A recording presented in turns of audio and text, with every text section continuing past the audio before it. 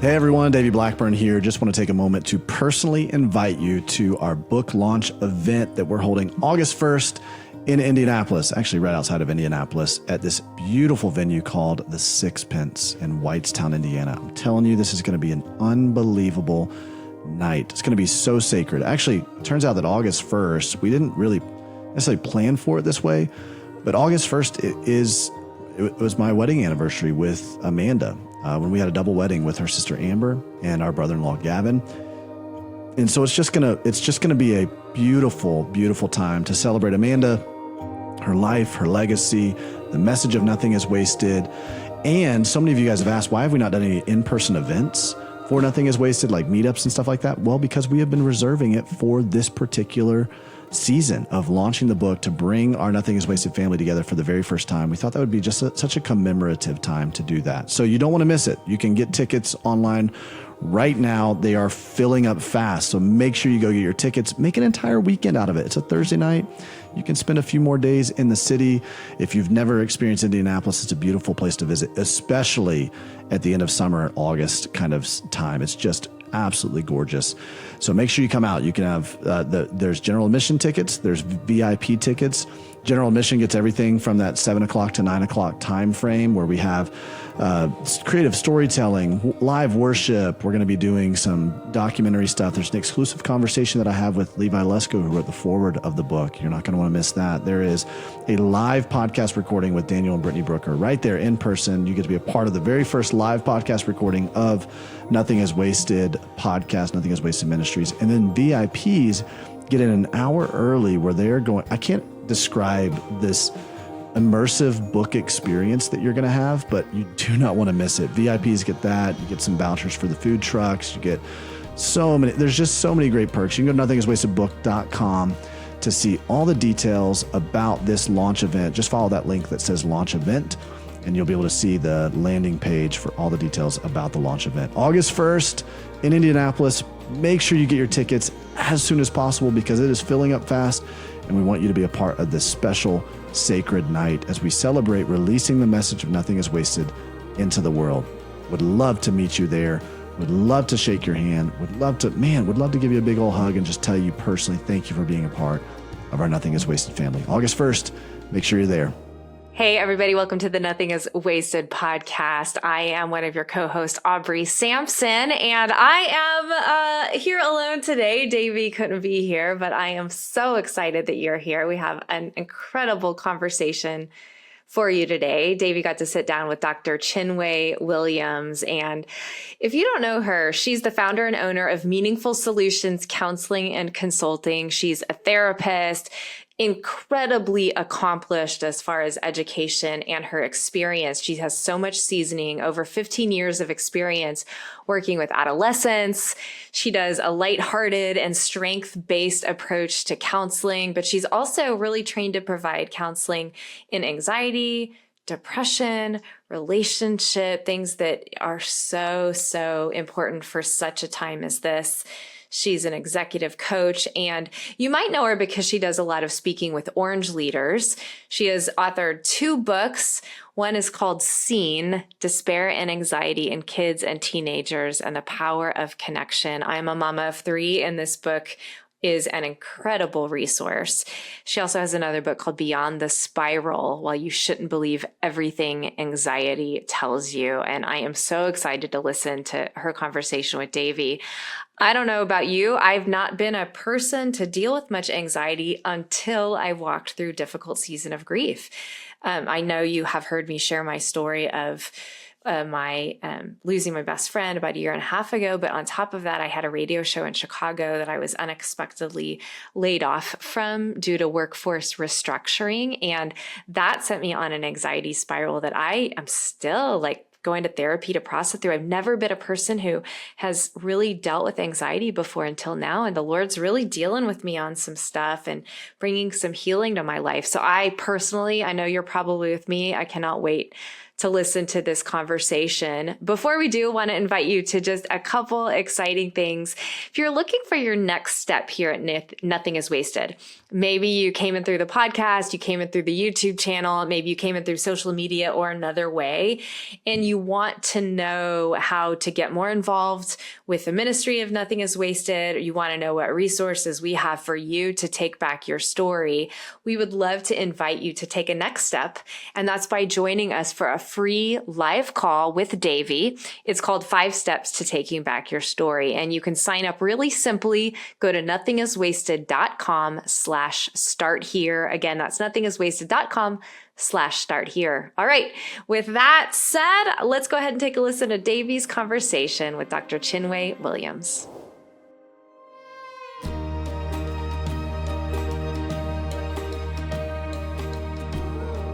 Well, Dr. Chinwe Williams, it's so great to have you on the Nothing is Wasted podcast. How are you? Oh, I'm amazing. Thank you so much for having me. How are you doing today? Oh, I'm doing really well. And it's just an honor to be able to sit here and chat with you about this. I love the work that you're doing. I'm such an admirer from afar, especially speaking into how we as parents are helping our kids. And man, it's interesting days that we're navigating, and it's difficult to help especially young, formidable minds navigate some of the things that we are going through in life. Before we dive into all of it, though, because we're going to dive in deep. We said we're going to just go ahead and dive in deep. I want you to just share with our community who you are, the work that you do. Just give us a little bit of context for that, and then we're going to dive into some of this. Absolutely. So I am a wife. My husband and I met at the University of Georgia. We've been married 15 years, and we share 3 beautiful kids. Our oldest is Jalen. She is 20 years old. She is a rising junior in college, and she's my bonus daughter, but she's like, it's almost as if she came out of me, Davey. We're that close, and people say that we actually look alike. And then I have Braden, who's 12, and Noah, who is 8. And I always like to mention, as an anxiety and trauma therapist, that my oldest daughter has experienced with anxiety and despair, and she has given me permission to share on large stages. And I always have to ask permission when our kids get older. You can't just share stories about them, right? You've got to get their permission. And so I'm so grateful that she's given me permission to share in order to help other people. And then my oldest son, Braden, actually is diagnosed with autism. So he's got moderate level, those who know really know what I'm talking about there, of autism. Yep. And so he has been just just a joy, and that has been a journey. And when I say God's grace is real and sufficient, it truly is. But with autism, there's also a level of anxiety, fight, flight, and freeze. And so, God doesn't allow you to talk about anything that you haven't really gone through, not on big stages, not in books. So I'm grateful to be a mom, and also I'm a therapist. I'm a licensed professional therapist. I have a practice here I live in the Atlanta area. My practice is in Roswell, which is a suburb of Atlanta, where I see young people, I see older people, I see families, and I help them sort of navigate life transitions, which tend to generate bouts of anxiety and even the experience of trauma. So that's just a little bit about me. Yeah. I love that you out of the gate, you're saying, hey, God's not going to allow us to talk about and really minister to other people out of stuff that we haven't experienced, right? We can't lead people where we are not or have not gone ourselves. But I think that sometimes can be, I think people a lot of times have they're of the other persuasion, where they're like, well, you have to either have overcome this, or you have to have not, not be battling with anxiety, or not have anybody in your family that's battling anxiety. If you're going to speak on to this topic of how to have peace, you would say quite the opposite. Unpack that just a little bit for me, because I know there's so many people who they're feeling almost like God can't use me, or I can't step into this thing that has burdened me so much, but I want to, because maybe they've heard that falsehood in their life. 100%. It's actually reminding me of one of the greatest truisms that I learned when I was a school counselor years and years ago. That was my very first job. And I was barely older than the oldest senior. So talk about self-doubt and am I doing this right? And I went to school, but what do I really know? And these kids have gone through so many things that I have not gone through. So imposter syndrome was on high, but I remember a mentor said something to me that I'll never forget. And it actually informs the work that I do now. And even when I'm really consulting with leaders, and the truism is this: kids don't care how much you know until they know that you care.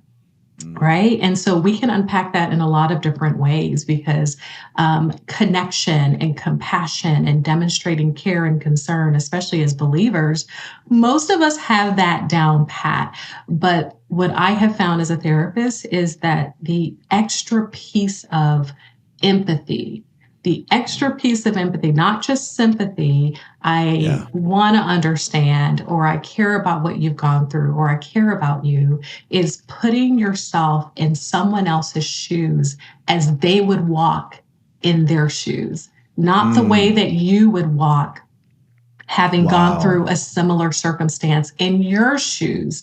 So that caring piece oftentimes comes with understanding someone's story, but even more so if you have gone through maybe something similar, or maybe just a place of pain and suffering. My goodness, God will use that to connect people. And then something else we hear in the church world is you can't have a testimony without a test, right?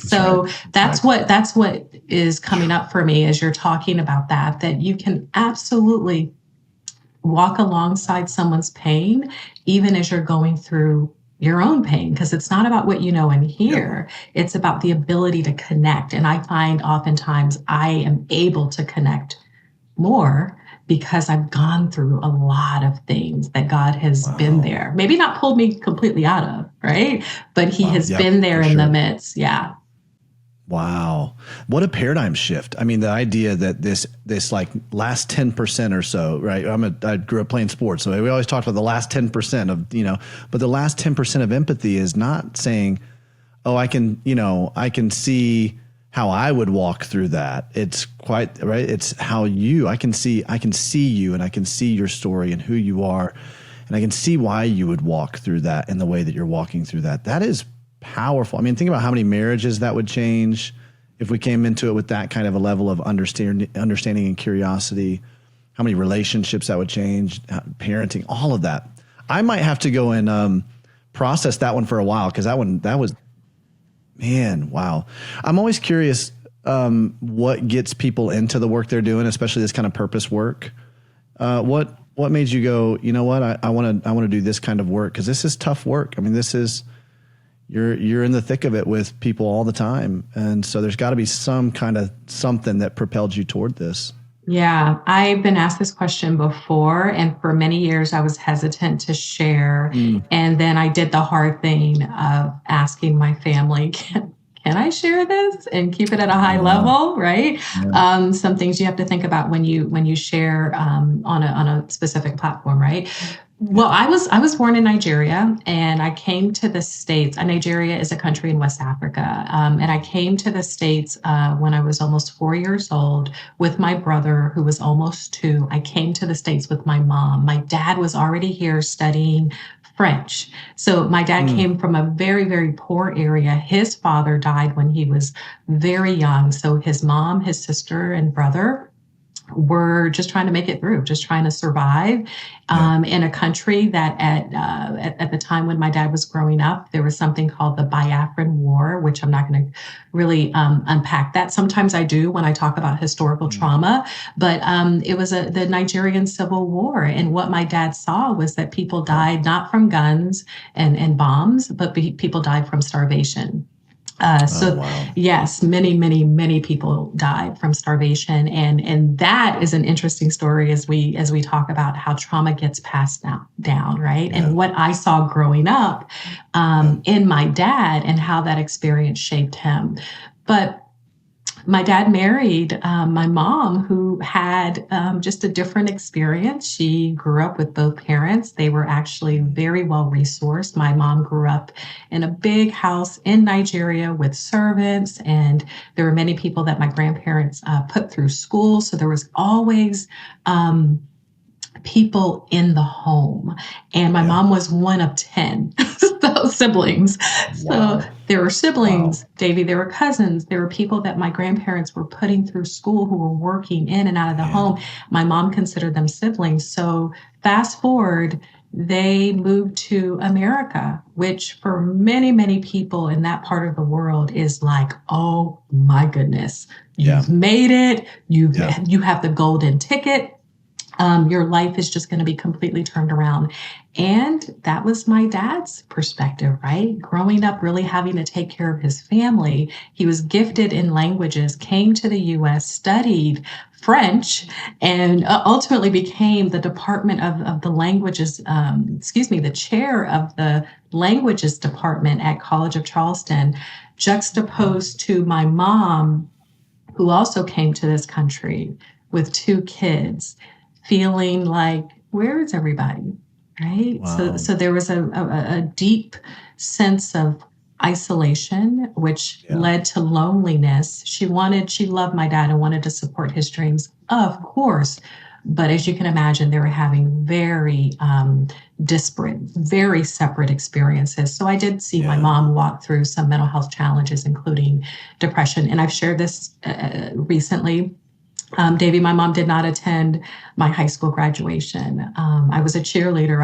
I don't remember ever seeing her at any of the football games. And so those experiences, and by the way, God is faithful. My mom is doing so much better now. But those experiences, those formative experiences really did shape the way that I view mental health, which, by the way, there is not a word for therapist in the Igbo language, which is our native tongue. So imagine me saying, Dad, this is what I want to do for a living. He's like, no engineer, daughter, no doctor. There's no construct for it. Wow. No construct. And so that was pretty interesting, but they're so supportive. But that absolutely was a personal experience that shaped my vocational direction. Wow. I'm really curious. I mean, I wasn't planning on going this direction, but as you bring this up, maybe this will help to springboard us into some of this stuff with trauma. But you have, 2 parents who are, like, as you said, have very different experiences as they're coming to the States.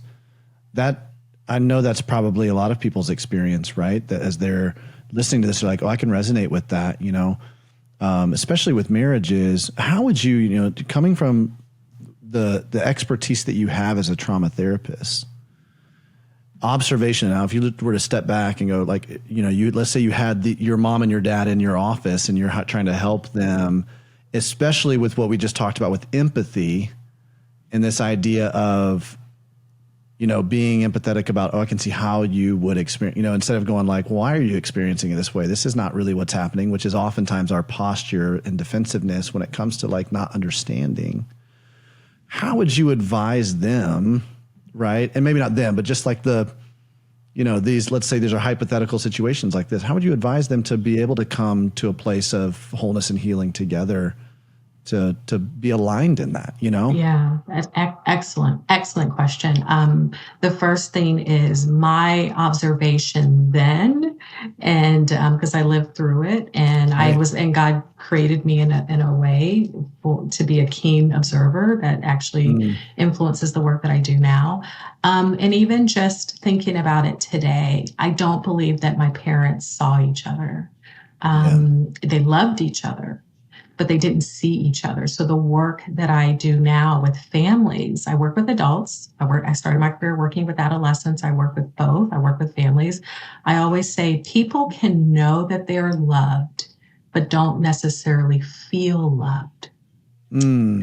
So, how do we then demonstrate love? God is love, right? And it's like 8 billion people on this earth. And the word of God says that God can count every single hair on top of our heads, right? So God is love. God created us for love. God designed us to be in relationship when we are able to pause and see each other, and we can break down what that looks like for parents and for couples, that really, to me, is the way that we demonstrate a core aspect of God's character, which is love, right? Which is also really immensely healing. So going back to my parents, if they were sitting in my office, I would ask them to pause and even turn to each other and acknowledge what the other person is saying, not just words, not just the words that they're hearing, but the emotion behind the words. And this is a huge aspect of trauma, which I know that you know so well,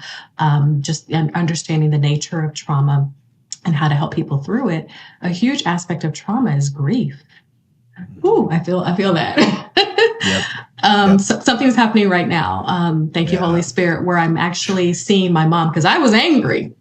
You're not going to come to my cheerleading. I barely, anyways, there was a lot going on as a teenager, right? And you didn't, but she was suffering. It's not that, and no parent, right? But I think my dad, who has actually a lot of compassion, was not truly seeing her. He was looking at the opportunity that was before him. He was beloved. To this day, if you go to Charleston and ask about Dr. Godwin Uwa, people in certain areas, probably would have a smile. My dad was doing ministry work through his teaching. He was so grateful that God pulled him out of those circumstances, right? But I don't know, because of just the fast-paced nature of life and how life was unfolding for him. I think he was like, come on. And he wasn't able to really see my mom. And to your point, the empathy piece plays so critically to this, because, as we talked about, empathy is not me walking a mile in my shoes. It's me being able to walk a mile in your shoes. And that's like a whole different experience. Wow. So good. Well, thank you for going there. I really appreciate that. I know that's very helpful for so many of us as we're trying to, navigate relationships with people who have had different experiences and be understanding and empathetic in those situations. This dovetails really well, I think, into, there are a lot of parents who are experiencing their kids, their teenagers who are growing up in a different world than what they grew up in. The generational distinction, it feels so much more vast now than what has and historically, right? It's like, oh my goodness, this is a very different world that these kids are growing than I grew up in. And so sometimes it can be difficult to understand some of the anxiety that they're experiencing, knowing how but it is a very real thing that is happening right now.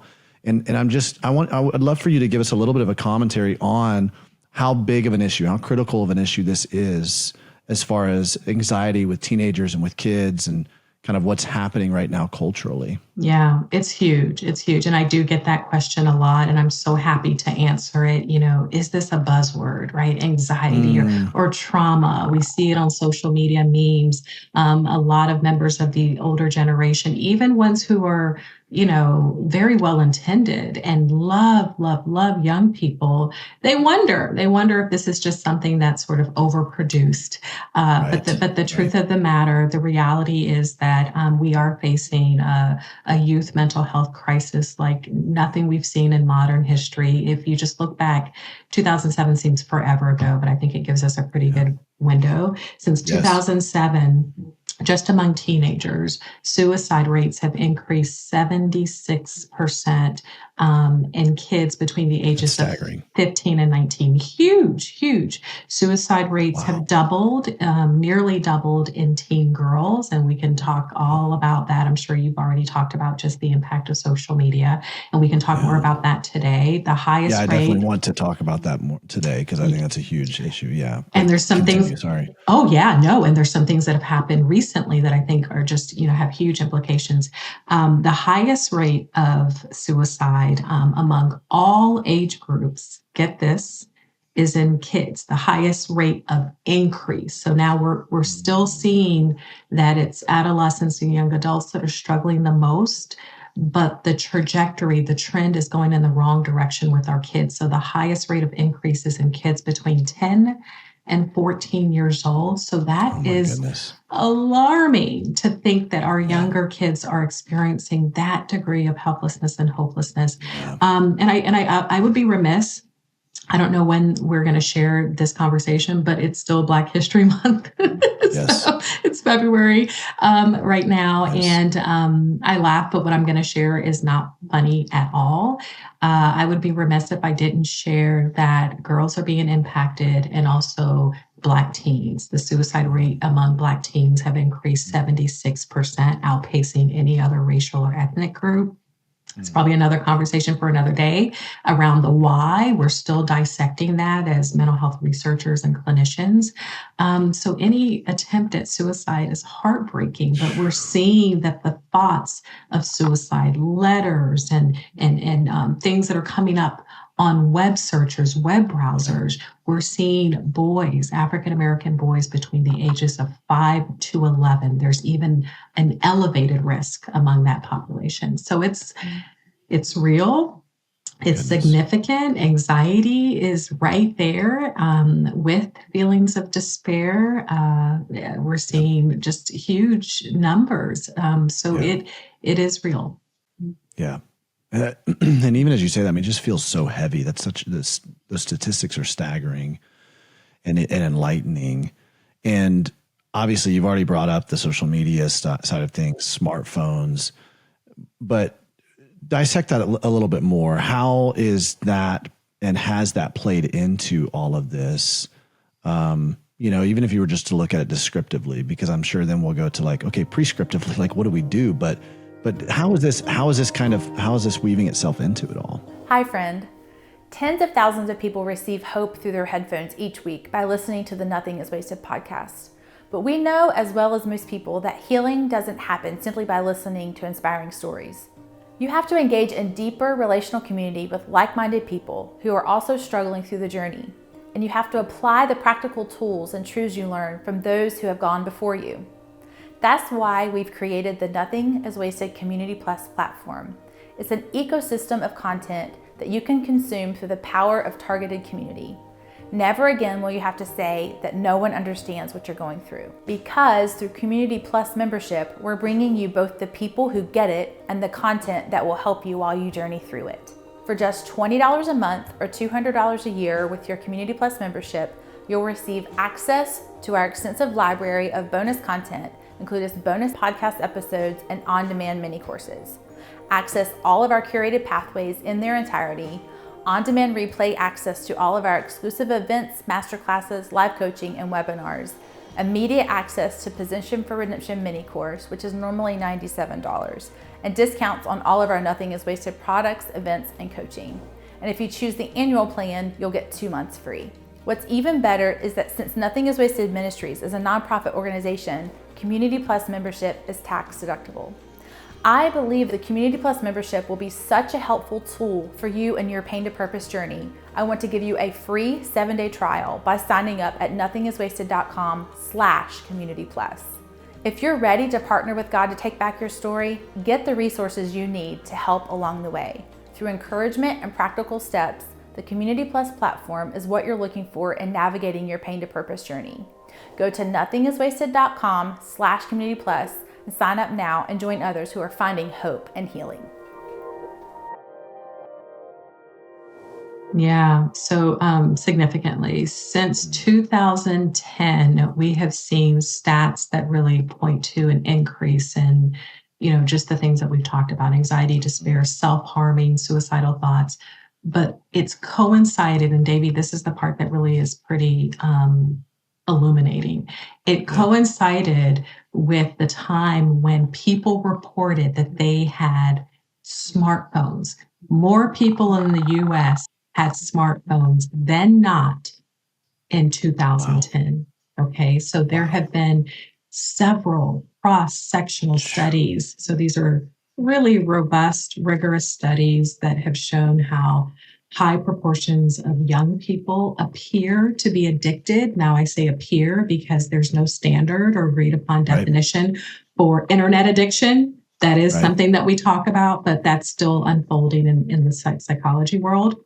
like, how do we measure that, right? Right. But I will say, my friend and co-author, youth pastor Will Hutcherson, he believes that every single adult has some level or some degree of phone addiction, because we're always on our phones. So how does that then impact our young people? So the increase, what we're seeing now, the increase in smartphone usage, internet usage, is coinciding with an increase in self-injurious behaviors, eating disorders among girls, and suicidality. So it really is sad. It's also impacting academics, so cognitive functioning. Yeah. My goodness. Yeah. Well, okay. So let's step back for just a second. Let's take a little bit of a 30,000 foot view, because we are kind of identifying at least one of the major culprits in all of this. And that's social media. We live in probably the most connected generation of our culture, and yet we feel so disconnected. Yeah. But let's talk about first, before we dive back into it, what is, so that everyone's kind of on the same page, what is anxiety? What's happening psychologically, physiologically with anxiety, so we can kind of begin to understand some of this and parse it out with our kids and teenagers too. Yeah, that's good. So anxiety is an emotion, but it's not just an emotion. It's not one thing. It's actually multiple things. It's an emotion that's characterized by feelings of tension, by thoughts of worry that we tend to sort of ruminate over. And rumination is just thinking about the same thing over and over and over again. So it tends to cause a loop. But the third thing that anxiety is, it's an emotion. It's something that happens in our thoughts. But the third piece of it is it's very physical. It is very physical. So anxiety is also characterized by physical changes, such as an increase in our blood pressure. We start to sweat, right? Places that are really embarrassing, and we get hot, we get warm, we start to stutter. In extreme cases, for some of us who've experienced panic attacks, you literally feel like you're having a heart attack. Many people don't realize that a significant percentage of ER visits are a result of people thinking they're having a heart attack, but they're actually having a panic attack. And the thing that really distinguishes anxiety from fear, Davey, I just want to mention this because people ask this all the time. Anxiety is not the same thing as fear. They share some similar characteristics in the body, and people use it interchangeably, but anxiety is very future oriented. So it's about something happening down the line and you feeling like you don't have control over it. You feel like there's a mountain that is, 100 feet high, and there's no way, or 1,000 feet high, and there's no way that I'm going to be able to climb it. So fear is more so about what's happening right now. I'm about to jump on this plane and I'm scared, right? So, yeah. Wow. That's a really great distinction, because, this, that trauma in and of itself tends to rob us from our sense of agency. And so that can lead to, it almost seems like inherently that leads to symptoms of anxiety, where we feel like I'm completely out of control. And, I'm curious where you would say in that, how you would thread the needle in the reality of that there's so much that is out of our control. And yet at the same time, there is so much that we deem or say is out of our control that really isn't. So how do you help people kind of thread that needle when they are finding themselves experiencing those kinds of feelings of a lack of agency? Yeah, that's really good. And it really is the work of therapy. It's not a one and done. However, it is something that parents and loved ones can continue to sort of, beat the drum so the message gets across. But, I do want to say that anxiety is normal. It is normal to feel anxious when we have some sort of, stressful life event. When I was walking down the aisle, I felt nervous. I was sweating, right? Even though I knew that this is exactly the person that I wanted to be with. When I was going for my first job interview, I was nervous.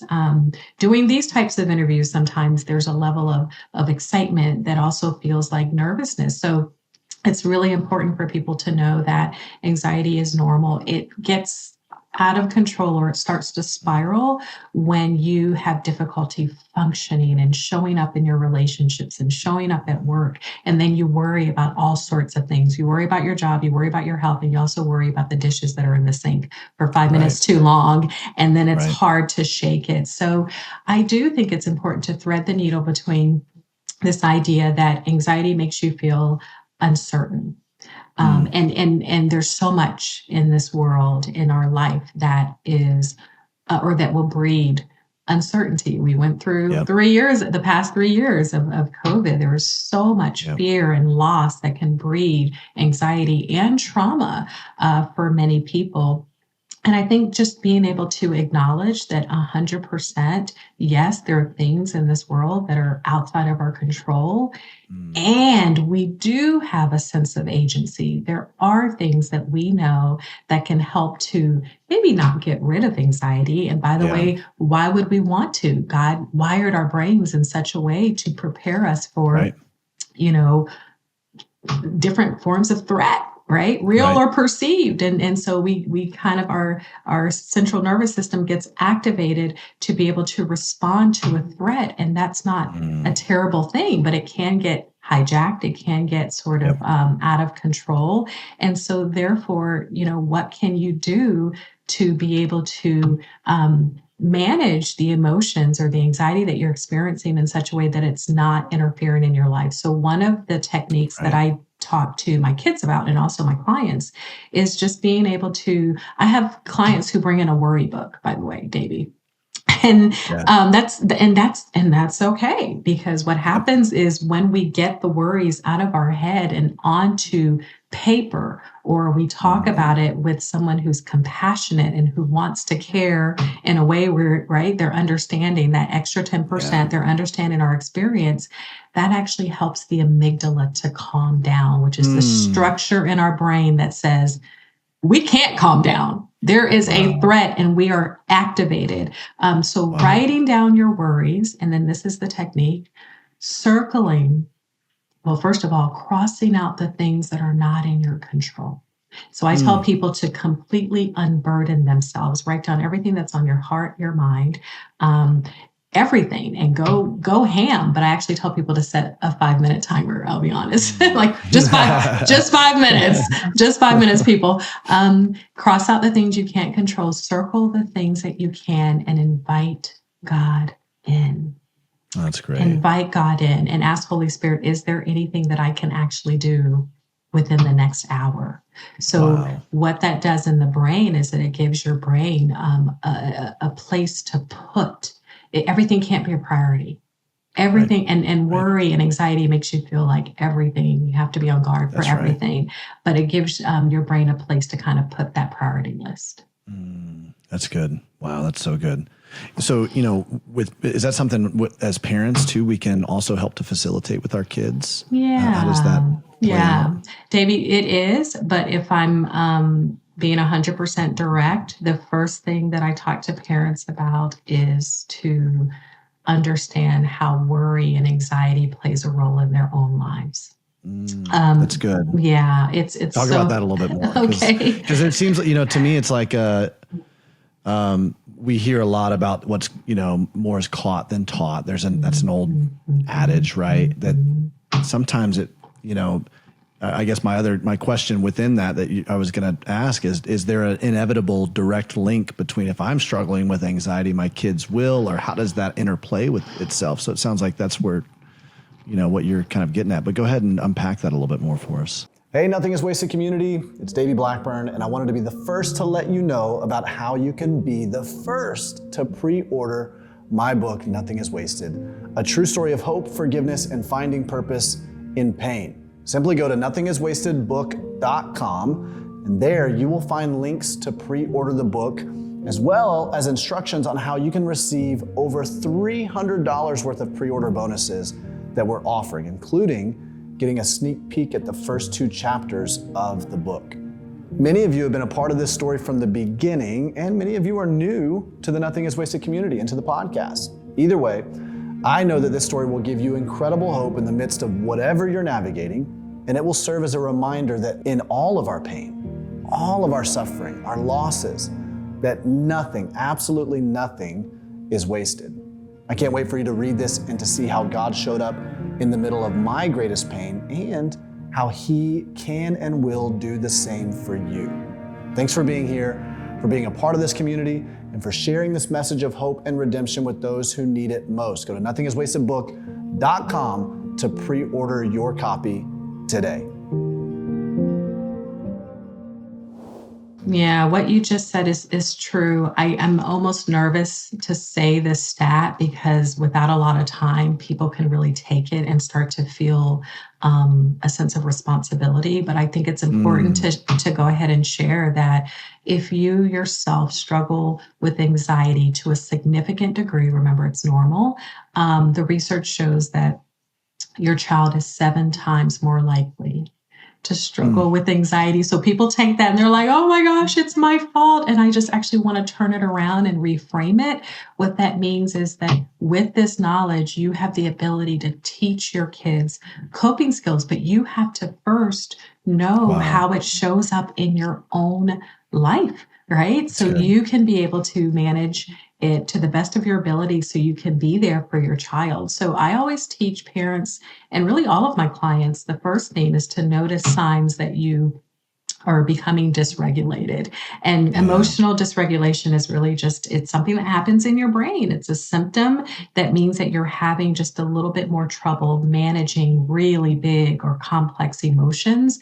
But when we're able to, Davey, and I can come back and talk about, how to do that, but when we're able to notice the signs of dysregulation and then begin to manage those big emotions, then we can kind of steer those emotions in a way that's going to direct us and how to act in a healthy way for our kids. So if you think about emotional regulation, this is for the parents that are listening right now, as a volume control for your feelings. Feelings are going to come up.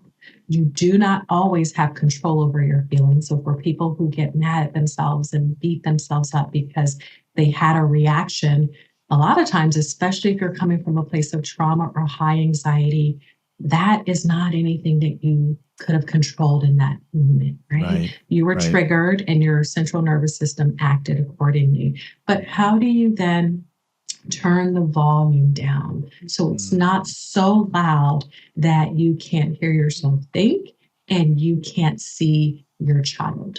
So that's the first thing, is just being able to model it. So some signs of emotional regulation very quickly is mood swings that happen, pretty swiftly, feeling frustrated by things that are seemingly small inconveniences or something that would maybe annoy you. One day, the next week, you're on 10. And then also, this is really important, when you're having trouble doing the things that you normally do to cope, right? You can, maybe painting is something that helps you to regulate, or listening to music, but it's not happening in the same way.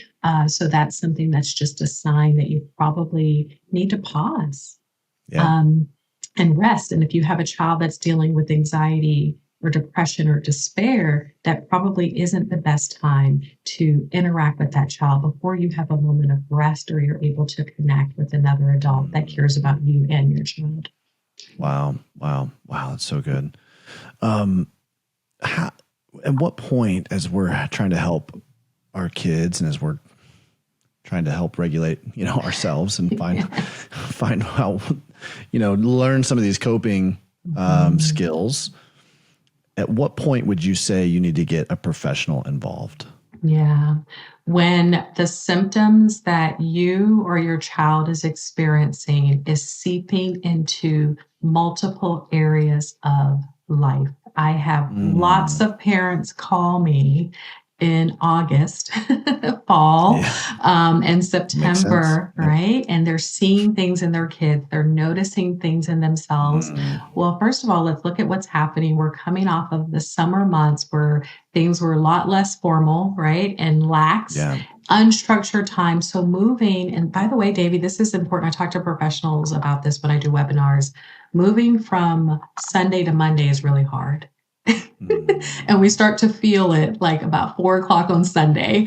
Part of that is going from a period that is unstructured to a period that's structured or formalized can be really difficult for the nervous system.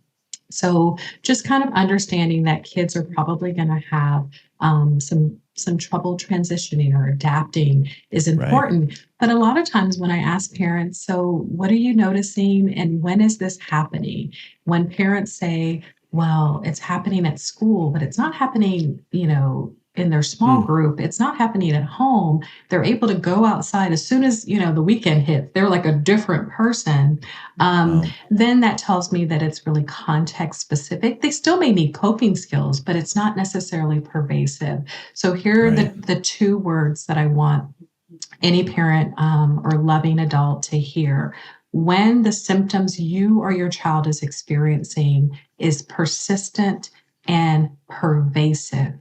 So it happens more days than not. This is the way that I diagnose anxiety or depression. It's happening more days than not, and it's pervasive. It's impacting you or your child at school, at your ministry, at home, any extracurricular that your child is involved in. Yeah. When those symptoms are showing up pretty much everywhere, that is really a sign that they are struggling and we need to call in a professional. Some very specific symptoms, if they're having trouble concentrating, if they're not sleeping, if they're not eating, they're waking up with really bad dreams, or they're sleeping but not waking up rested. If they're quick to anger and a lot of irritability, that's something that we just want to take note of. Wow, that's good. One of the things that I'm becoming more and more aware of, this conversation is making me even more aware of it in my own probably blights in my parenting, is that I can often, because I don't understand certain things that my kids are feeling, because their personality and their experience in life is different than mine was growing up and mine is, I can catch myself thinking and sometimes saying like, oh, you don't need to feel that way, or you don't need to, right? Because sometimes it can feel almost, my 9-year-old comes home with a concern. I'm like, oh, and it feels like I'm trying to quell this fear or anxiety in them, but it's actually doing the opposite.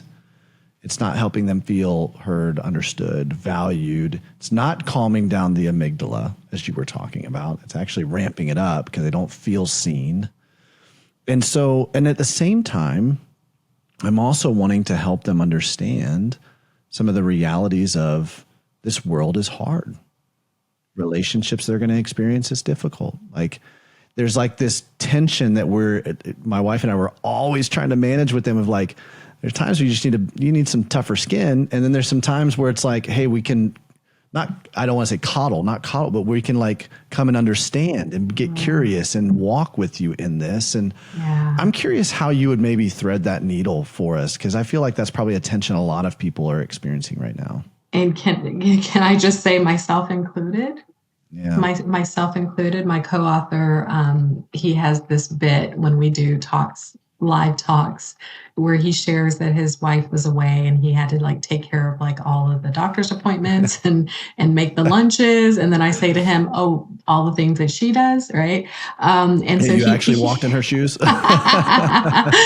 So he talked about snapping and having like a really bad day. And then his, and I know her really well, his daughter turns to her and says, and you wrote a parenting book?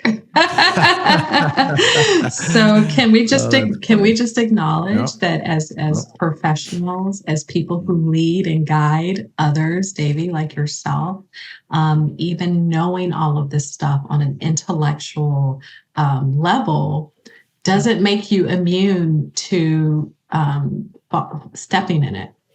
Yeah. Making a mistake, not seeing your child when they really needed to be seen. And I do. Yeah. That is a tension for me. Sometimes I have conversations with my 8-year-old, and this is my thought in my head. Is this worth crying about? Really? Mm-hmm. It's like, is this worth crying about? And by the way, that's okay. I am unashamed to have that thought, because I have taught, Right. I have learned, and I teach my parents especially.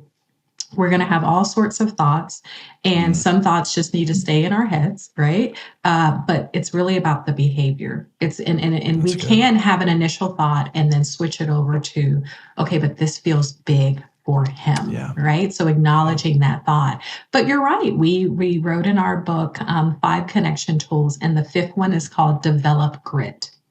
And everybody leans in just a little closer because we've seen it. I've talked to educators across the country. I talk to parents all the time. And I'm an optimist, but the reality is our kids have lost grit. Yeah. They don't believe that they can do hard things. They sometimes equate discomfort with lack of safety.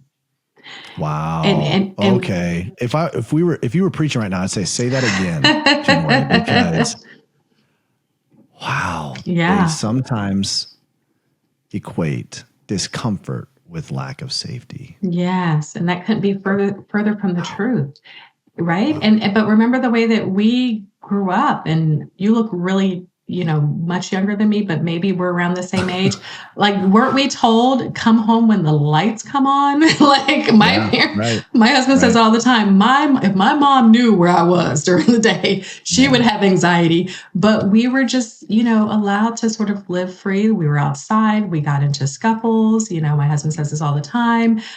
We dealt with conflict. We managed conflict. We had people that were there to sometimes get on our nerves, but also for us to talk to. So I think it's important for parents to recognize that our kids are growing up in a much different world than the one that we grew up in. And so, yes, we are seeing a lack of grit, a lack of mental toughness, but we don't shame them. Like when we grew up, we were told, put some dirt on it. You're fine. Yeah. Put some dirt on it. This is a different world. So our kids do require us to have a level of empathy that actually, this is what the science shows us, and this is what I see in my therapy room every single day, that connection piece, that let me see what you're going through, let me understand, tell me more about that. I've not experienced that, right? Our kids need that first. I would say our spouses need that too. And then they need us to help them to develop grit via the development of coping skills. So I look at my son, who actually has learned, he has a therapist as a mom, he has learned that it's okay to cry. And sometimes he'll even tell other people, I'm sad, so that's why I'm crying.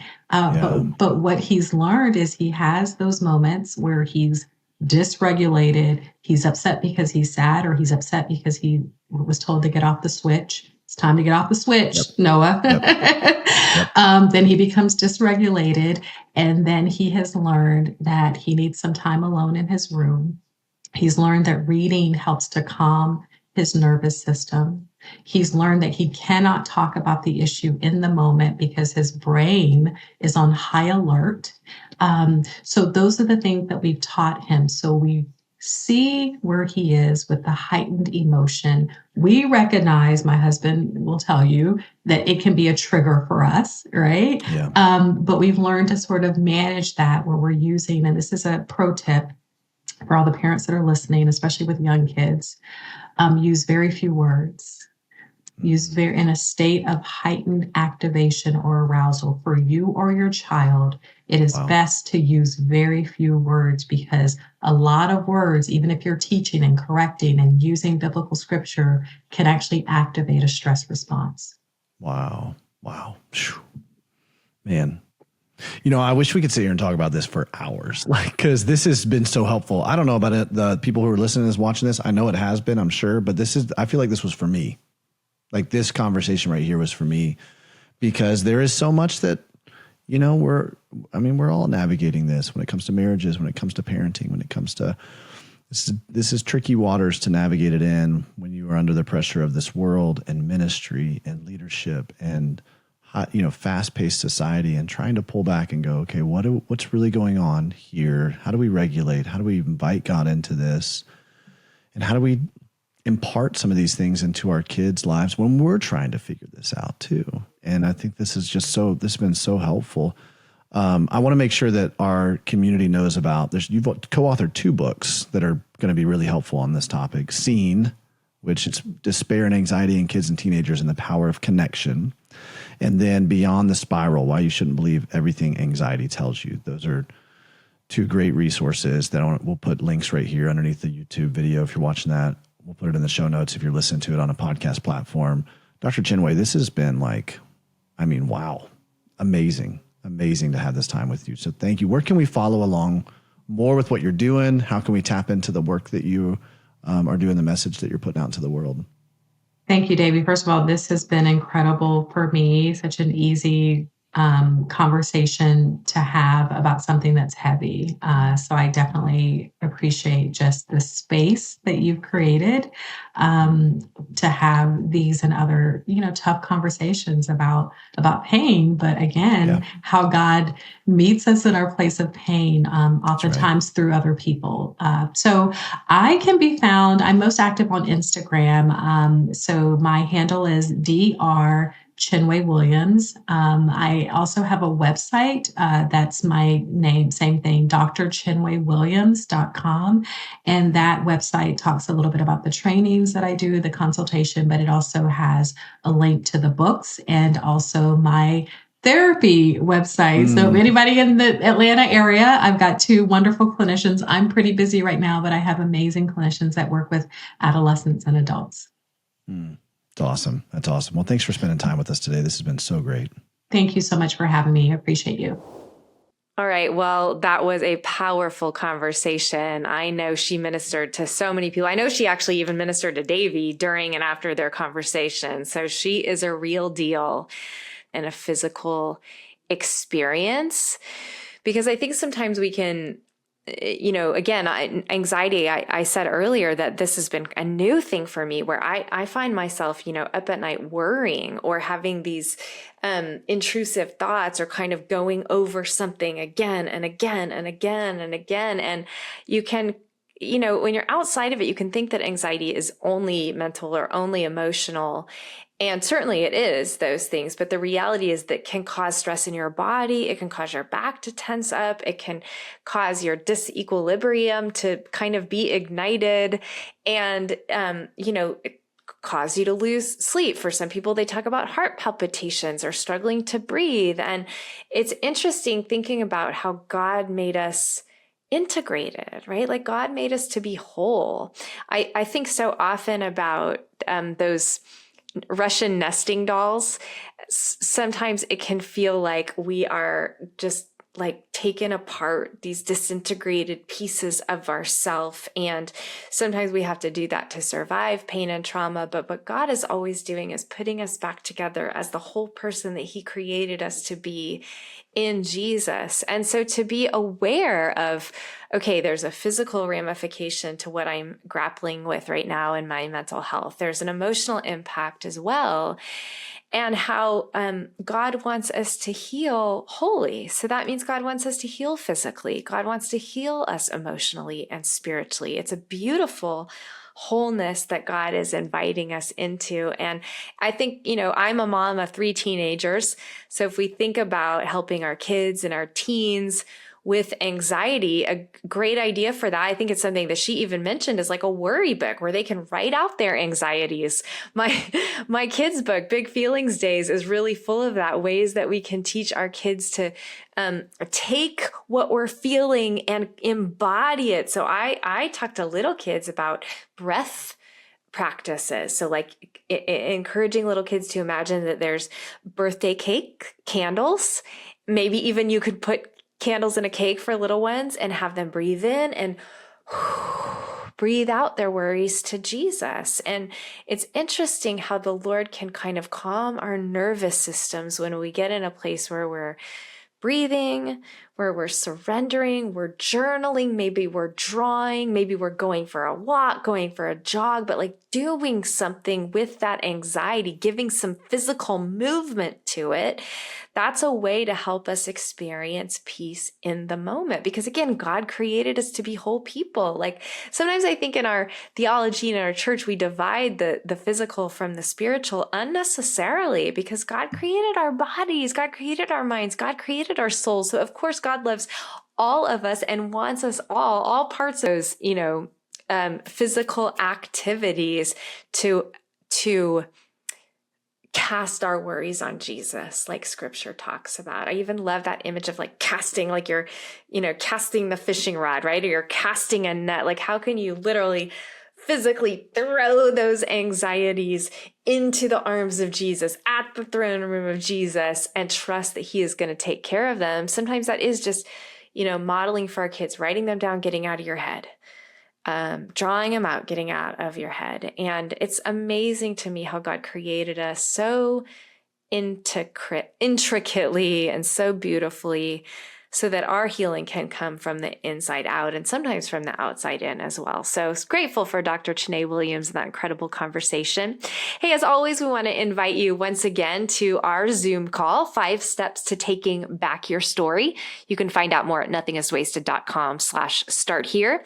We want to thank Sleeping at Last for providing all of the music for the Nothing is Wasted podcast.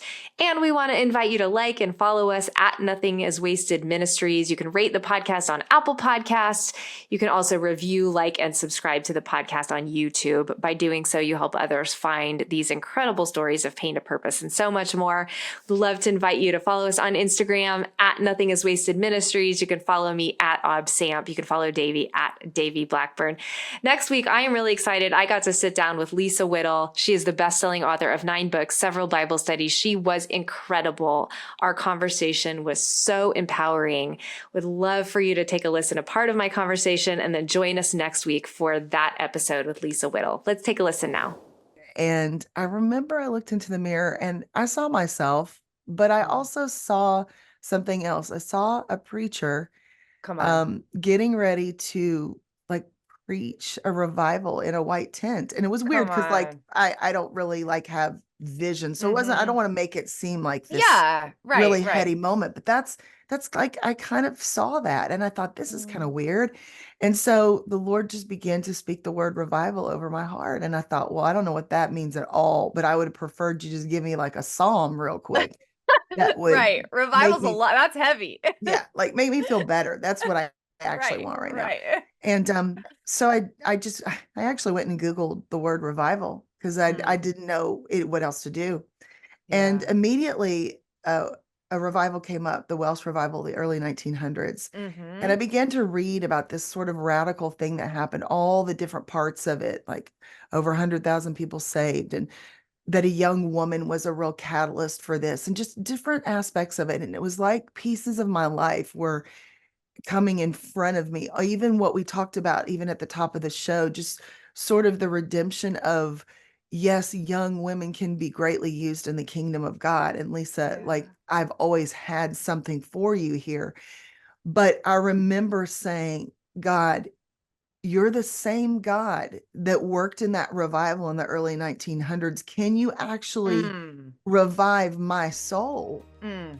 And that's what began to happen. Hey friend, if you liked this episode, be sure to like and subscribe so that you can stay in the loop every time Nothing is Wasted releases a piece of content here on this YouTube channel.